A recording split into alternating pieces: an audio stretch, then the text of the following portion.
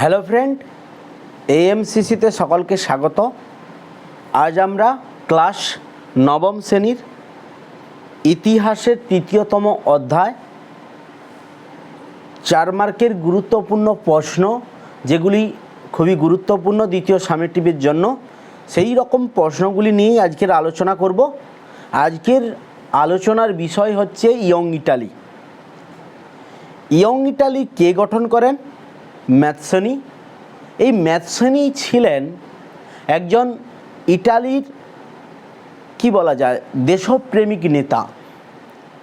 তিনি ইটালিকে ঐক্যবদ্ধ করার জন্য সর্বপ্রথম কার্বোনারি আন্দোলনের দলের সাথে যোগদান করেন, কিন্তু কিছুদিন পর কার্বোনারির ধ্বংসাত্মক ও ষড়যন্ত্রমূলক কর্মপন্থা তার কিন্তু পছন্দ হয়নি। তিনি সেখান থেকে বেরিয়ে এসে 1832 খ্রিস্টাব্দে ইয়ং ইটালি বা নব্য ইটালি নামে একটি দল গঠন করেন। অর্থাৎ কার্বোনারি আন্দোলন যে পন্থা বা যে পথে বিশ্বাসী ছিল সেটি তিনি বিশ্বাস করতেন না।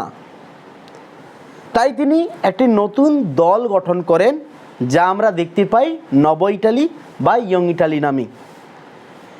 এই ইয়ং ইটালিতে তিনি কি প্রচার করতে চেয়েছিলেন? ম্যাথসনি বিশ্বাস করতেন যে দেশের একটা যুবশক্তি আর যদি জনগণ যদি সমবেত হয়, অর্থাৎ স্বাধীনতা পাওয়ার জন্য বা ইটালিকে ঐক্য করার জন্য যদি যুবশক্তি বা জনগণ সমবেত হয়, তাহলে ইটালির জাতীয় ঐক্য প্রতিষ্ঠা করা সম্ভব। এই ইয়ং ইটালির সদস্য হতে পারতেন 40 বছর বয়স পর্যন্ত কিন্তু ব্যক্তি। তার বাইরের 40 বছর পেরিয়ে গেলে কোনো ব্যক্তিকে ইয়ং ইটালিতে ভর্তি করা হতো না। এর আদর্শ হিসাবে ম্যাথসনি যেটা ঘোষণা করেছিলেন যে এই দল মূলত শিক্ষার প্রসার ঘটাবে, আত্মত্যাগ করবে দেশের জন্য, জনসাধারণের মনে জাতীয়তাবোধের বিকাশ সঞ্চার করবে। অর্থাৎ এই দলের যে মূল মন্ত্র ছিল সেটা হলো ঈশ্বর, জনগণ এবং ইটালি। এরপর এর জনপ্রিয়তা সম্পর্কে আমরা আলোচনা করব। কিছুদিনের মধ্যেই এই দলটি সাধারণ মানুষের কাছে বিপুল জনপ্রিয়তা লাভ করে। বিভিন্ন জায়গায়, ইটালির বিভিন্ন জায়গায় আমরা দেখতে পাই যে এর শাখা সংগঠন তৈরি হয়। এর সদস্য সংখ্যা দাঁড়ায় প্রায় 60,000-এর কাছাকাছি। এই দলের যদি একজন অন্যতম সদস্য হিসাবে ধরি, তিনি হলেন গ্যারিবল্ডি।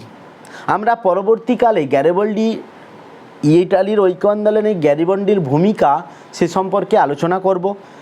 ম্যাথসনির ইটালির ঐক্য আন্দোলনে ম্যাথসনির ভূমিকা সে সম্পর্কেও আলোচনা করব। তো সেগুলো পরে আলোচনা করছি। তো এখন ইয়ং ইটালি, ইটালির ঐক্য আন্দোলনের ইয়ং ইটালির ভূমিকা তো আমরা বললাম উল্লেখযোগ্য, কোনো এতে কোনো খামতি নেই। মূলত ম্যাথসনি এবং নব্য ইটালি দলের প্রভাবেই ইটালির ঐক্য আন্দোলন এক আঞ্চলিক সংকীর্ণতা অতিক্রম করে জাতীয় আন্দোলনের রূপ নেয়, যা পরবর্তীকালে গ্যারিবল্ডির হাত ধরে এই আন্দোলন আরও তীব্রতর হয়েছিল। আশা করি তোমাদের কাছে ইয়ং ইটালি সম্পর্কে আর কোনো ডাউট রইল না।